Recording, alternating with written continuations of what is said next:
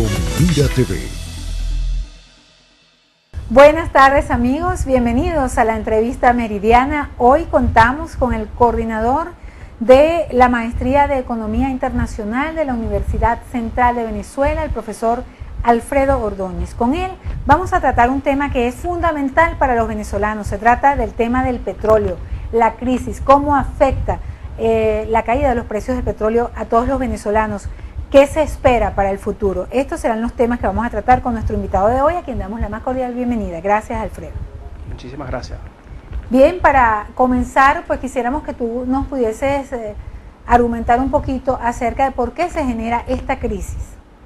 Mira, realmente la crisis del precio del petróleo se genera fundamentalmente por la demanda excesiva que hay del precio del petróleo. Sin embargo, la eventualidad es que los países desarrollados se han preparado para esta crisis llamada crisis energética, han conservado petróleo, han mantenido un stock y eso ha generado de alguna manera una caída vertiginosa del precio del petróleo que ya se venía viendo desde el año 2013. Estamos hablando fundamentalmente de Estados Unidos, por ejemplo.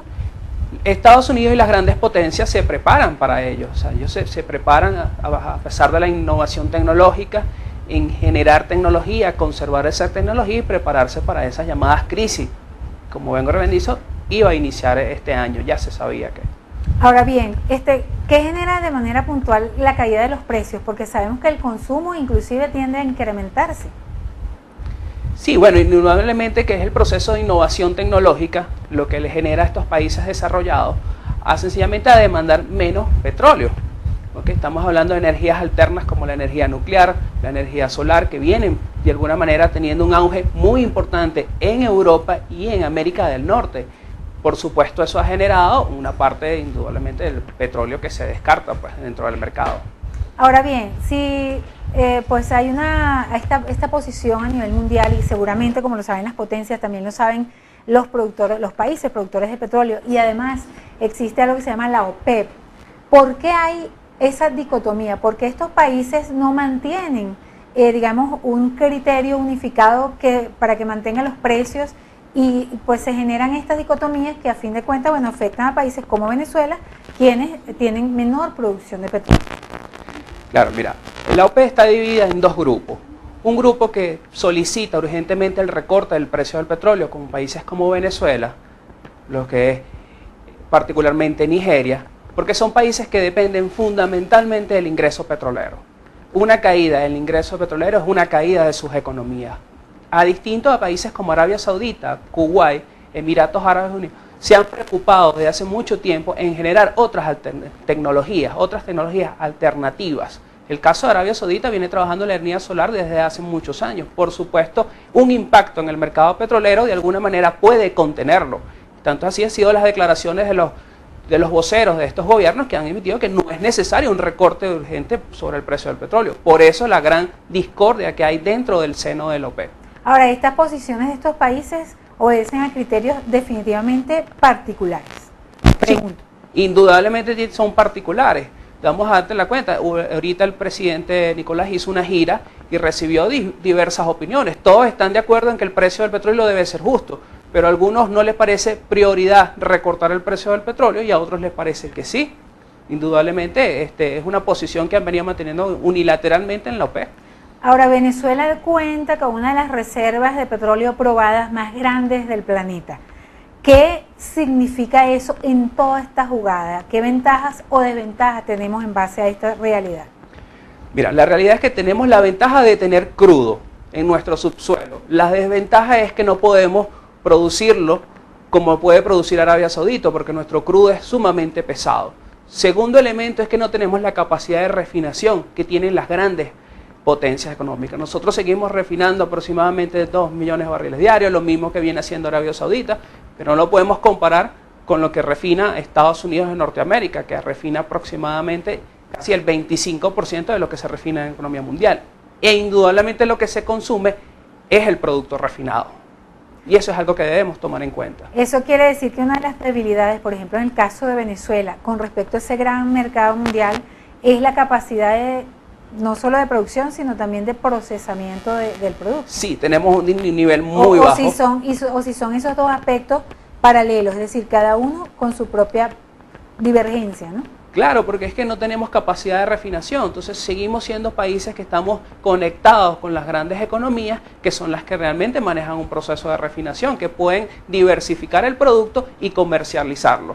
Seguimos con esa llamada en la década de los 70 dependencia, ¿okay?, con las grandes economías, porque no existe esa desconexión en el mercado energético particularmente. Ahora, cuando se presenta hipotéticamente, o que se puede presentar inclusive, tú acabas de señalar pues que el presidente Nicolás Maduro hizo una gira por diversos países buscando precisamente tener un consenso en base a la producción y que eso pudiese en todo caso hacer que el precio del petróleo aumente.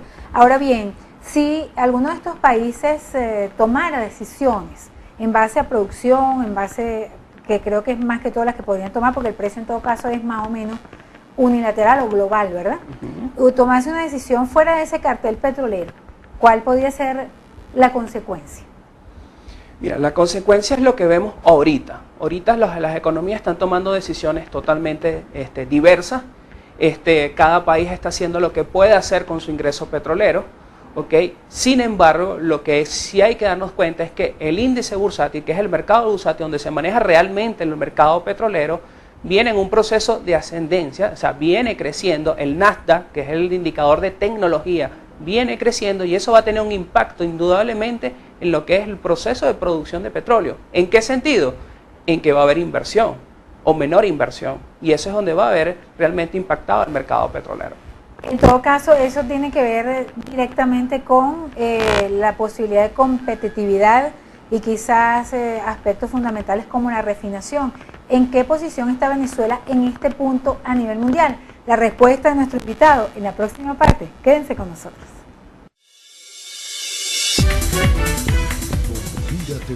El coordinador de la Maestría Económica Internacional de la Universidad Central de Venezuela, Alfredo Ordóñez, nos acompaña hoy y quedamos pendientes para conversar con él acerca del tema de la competitividad, de la refinación. ¿Cómo está ubicada Venezuela en este punto a nivel mundial? Bueno, Venezuela ahorita forma parte de la sexta economía en proceso de refinación dentro de la OPEP. Sin embargo, los países que mayor refinan son los Estados Unidos y China. Frente a la competitividad como grupo regional, como grupo OPEP, vamos a decirlo así, indudablemente tiene una desventaja muy importante para ser competitivo en el mercado internacional. Y si lo vemos desde el punto de vista global, está casi que fuera de su participación como un grupo de refinación. Y eso nos genera grandes debilidades dentro del mercado internacional. Eso afecta la oferta, la demanda, no solo del crudo, sino también de los productos subyacentes. Indudablemente, porque hay que entender que cuando ustedes van al producto, usted no va al mercado y compra petróleo, usted no le dan petróleo, usted lo compra, usted compra es un producto refinado, usted compra queroseno, compra gasolina, compra combustibles, las empresas compran, es lo refinado. Entonces, eso es lo que realmente genera un impacto importante a nivel de competitividad en un mercado internacional. En el caso de PDVSA, ¿cómo está ubicada en ese mercado mundial? Mira, PDVSA está ahorita rankeada en el año 2013 en el quinta empresa petrolera, ¿ok? Pero es una empresa de producción de petróleo. Se ha dedicado a producir petróleo y eso es lo que hace. Busca la manera de cómo producir. Sus procesos de innovación tecnológica son carentes y lo poco que se desarrolla es para ver cómo logra extraer mayor petróleo y cómo logra transportarlo. Pero ninguno va ligado al proceso de refinación y eso es una debilidad que tiene la empresa a nivel de competitividad. Alfredo, al hablar de petróleo hablamos sinónimo dólares, porque somos un país que vivimos de una renta de la explotación de este hidrocarburo. Eso quiere decir que de alguna manera las decisiones que se toman en Venezuela con respecto al dólar están vinculadas estrechamente con el tema petrolero. Vamos a ver una información que nos trae nuestra productora Lourdes Nava acerca de este tema y luego venimos con el criterio de nuestro invitado. Adelante. Un sistema totalmente libre donde va a existir oferentes y demandantes de divisas. El mismo mercado es el que va a fijar la tasa. El mismo mercado es el que va a decir cuál es la tasa de cambio que se va a presentar. No requiere solo títulos para transar dentro de las tres instituciones como son la banca, los operadores de valor autorizados o las casas de cambio. También puede ser en efectivo o a través de transferencia. Estos anuncios económicos se dieron el día de ayer, lo estábamos esperando todos los venezolanos, pues a ver qué pasaba. Yo quisiera que hilara nuestro invitado Alfredo este anuncio con el tema del petróleo.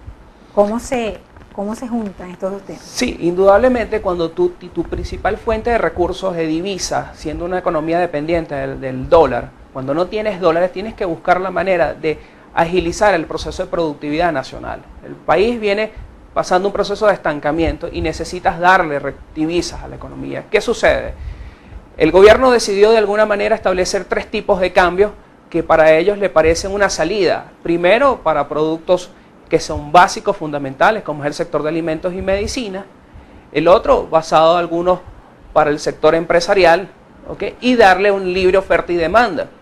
Ahora, desde el punto de vista de lógica empresarial, empezamos a tener algunos inconvenientes, porque ¿de dónde las personas van a ofertar divisas en un mercado? ¿Okay? Lo es muy importante, pues la divisa va a estar ofertada a libre demanda y oferta, muy bien, pero ¿de dónde sale esa divisa? O sea, esa divisa tiene que aportarla algún ente del Estado, sea PDVSA, ¿okay? O el Banco Central de Venezuela, o sea que tiene que haber una asignación, así como sucede dentro del mismo dólar 6.30 y lo que va a haber ahora en el sistema de CIMADI. Tiene cierta necesidad de hacerlo, pero realmente es preocupante porque va a seguir estando limitado el tema de las divisas. Definitivamente eso fluctúa también de acuerdo a la capacidad monetaria, la capacidad de entrega de divisas que tenga el Estado, definitivamente en Venezuela. Indudablemente, Vinculado. aquí el que genera divisas es el Estado.